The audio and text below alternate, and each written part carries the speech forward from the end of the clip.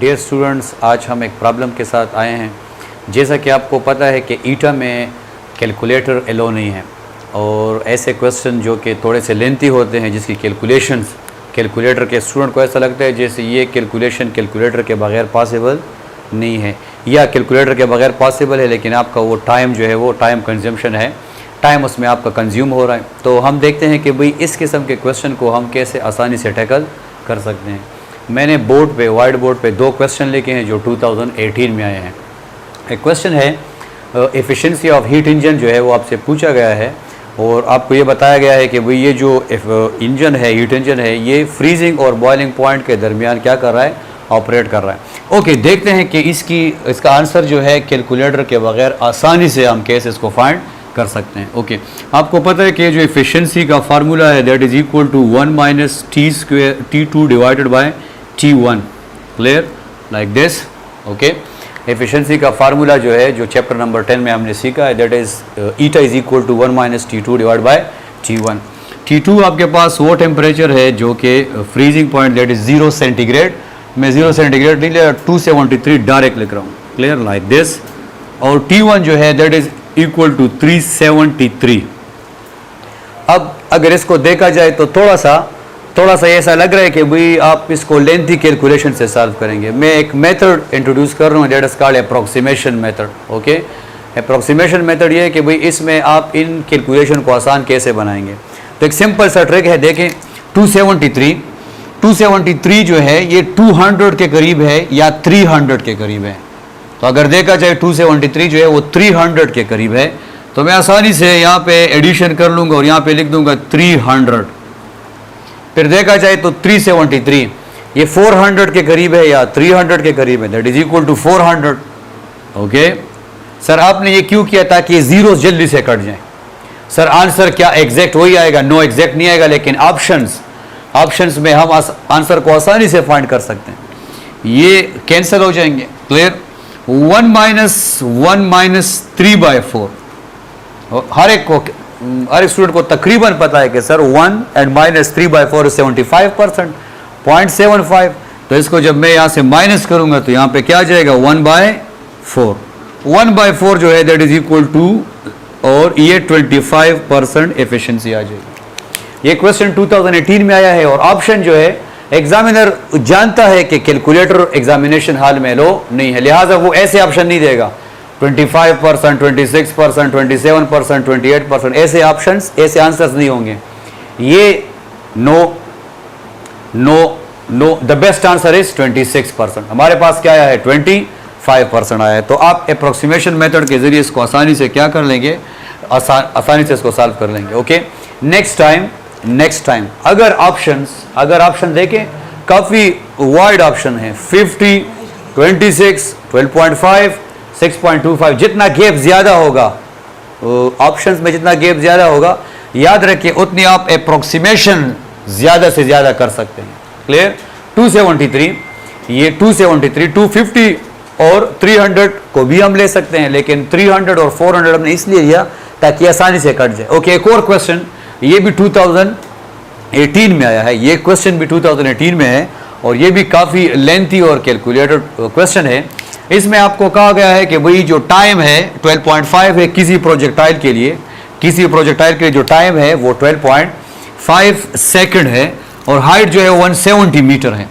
आप बताएं कि इस प्लेनेट पे जी की वैल्यू क्या होगी। एग्जामिनर कह रहे हैं मैं एक ऐसे प्लेनेट पे चला गया हूँ जहाँ पे प्रोजेक्टाइल हिट करने के बाद जो हाइट होती है वो 170 मीटर है और टाइम जो है दैट इज 12.5 सेकंड है। आपने बताना है कि जी की वैल्यू क्या होगी, क्लियर।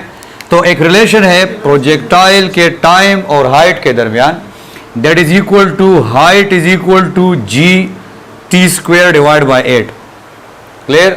एक क्वेश्चन है जिसमें सर ये इक्वेशन कहाँ से आई, आप हाइट ऑफ प्रोजेक्टाइल लिखेंगे, टाइम ऑफ प्रोजेक्टाइल लिखेंगे, दोनों को इंटर रिलेट करेंगे तो ये इक्वेशन आ जाएगी। Okay, h is equal to g(t² divide by 8। हमें क्या चाहिए, हमें g चाहिए, g is equal to 8h divided by t², g is equal to 8h divided by t²। आ गया है, हम वैल्यू पुट करते हैं और देखते हैं कि इसको आसानी से कैसे सॉल्व कर सकते हैं।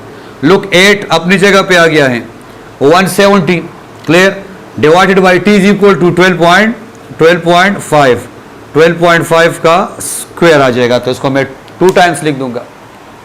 देखें अब 12.5 को 2 टाइम्स मल्टीप्लाई करना है, तो याद रखें 12 का स्क्वायर 144, 13 का स्क्वायर 169, इसका आंसर 144 और 169 के बीच में आएगा।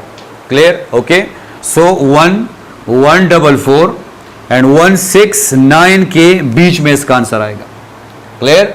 144 और 169 के बीच में इसका आंसर आएगा। याद रखें अगर मैं यहाँ पे अगर इनमें से इनके दरमियान से मैंने कुछ लेना हो और कैलकुलेशन को आसान बनाना हो तो 150 जो है वो सबसे अच्छा है। मैं 150 ले लूंगा, उसके पास 0 है, वो कट जाएगा। सर आप 160 भी ले सकते हैं, यस, लेकिन ऊपर आप देखें, ऊपर 170 है और ये आंसर 144 169 के बीच में है, तो मैं इन दोनों की बजाय सिंपल 8 170 और 169 की जगह मैं क्या ले रहा हूं 170।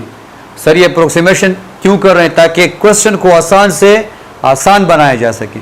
चेक करें, ये इसके साथ कट जाएगा, क्या आंसर आ गया है 8। सर क्या आंसर एग्जैक्ट 8 है? The answer is no. लेकिन इस 8 से जो ऑप्शंस हैं उस पर मैं आसानी से आंसर को क्या कर सकता हूं, सेलेक्ट कर सकता हूं। देखिए एग्जामिनर इंतहाई स्टूडेंट का ख्याल रख रहे हैं और ऑप्शन देखिए 2, 27, 8.7 एंड 53। काफी गैप है आंसर के बीच में, तो आप यहां पे काफी अप्रोक्सीमेशन कर सकते हैं। क्लियर? आप 170 है तो 170 की वजह से मैंने 169 की जगह क्या लगा दिया है 170। लुक 12.5 और 12.5, ये आंसर 144 और 169 के बीच में आ सकता है। आप इसके बीच में कुछ भी ले सकते हैं according to your desired question में क्या पूछा गया है। मैं क्या ले रहा हूं, मैं 170 ले रहा हूं। 12.5 स्क्वायर से 170 कभी भी नहीं आएगा, लेकिन हम अपनी आसानी के ले रहे हैं। 170 कैंसिल हो गया है, क्या आ गया है 8 आ गया है। सर इस क्वेश्चन को फ्री फॉल मेथड से कर सकते हैं, यस। हम जानते हैं कि प्रोजेक्टाइल जो है, अगर एक ऑब्जेक्ट को यहां से ऐसे फेंका जा रहा है, क्लियर, एक बिल्डिंग से, और एक ऑब्जेक्ट को यहां से ऐसे फेंका जा रहा है, दोनों ऑब्जेक्ट जमीन पे एक टाइम में पहुंचेंगे। तो ये तो एक इक्वेशन ये थी, और इक्वेशन फ्री फॉल मोशन के लिए हम इसको यूज कर सकते हैं, that is S is equal to VIT plus half AT square. अगर VI 0 हो जाए, clear, so S is equal to half AT square. अब मुझे क्या चाहिए, मुझे A चाहिए, clear, so A is equal to 2S divided by T square. S की जगह क्या पुट करूंगा, S वो डिस्टेंस है, दैट इज 170 मीटर। याद रखें फ्री फॉल मोशन में टाइम जो होगा वो कंबाइंड टाइम नहीं, वो कंबाइंड सिर्फ प्रोजेक्टाइल में है। फ्री फॉल में ये एक तरफ का टाइम होगा। सो टोटल टाइम कितना है, जाने और आने का टाइम 12.5 है, तो हम यहाँ पे लिख लेंगे 6.25 और इसको 2 टाइम्स लिख देंगे। क्लियर? हमारा इस वीडियो का जो मकसद है वो आपको कॉन्सेप्ट देना नहीं है, बल्कि ये समझाना है कि लेंथी कैलकुलेशन को आसानी से कैसे करेंगे। ओके, लुक 2 और 170 तो अपनी जगह पे आ गए हैं। अब 6 और 6.25 को भूल जाएं। 6 और 6 के स्क्वायर से क्या आएगा, 36 आएगा। मैं 36 नहीं ले रहा, मैं 40 ले रहा हूं। इसके मल्टीप्लिकेशन से कुछ भी आए, लेकिन मैं कह रहा हूं सर कैसे, 6 का स्क्वायर क्या आ जाएगा 36, 7 का स्क्वायर क्या आ जाएगा 49। इसके बीच में आप कुछ भी ले सकते हैं। मैं 40 ले रहा हूं, क्लियर, मैं 40 ले लूंगा तो यहां पे क्या आ जाएगा 40, 0 इसके साथ क्या हो जाएगा कैंसिल। ओके, 17 2 सर क्या गया है 34, ये क्या है 4, चेक करें 4 1 जा 4 एंड 4 8 जा 32, सो 8 पॉइंट समथिंग आंसर आ गया है। तो यहाँ पे समझाने का मकसद क्या है कि भाई आप इस लेंथी कैलकुलेशन को आसान कैसे बनाएंगे। अप्रोक्सीमेशन मेथड जो है ये आपकी हेल्प करेगा।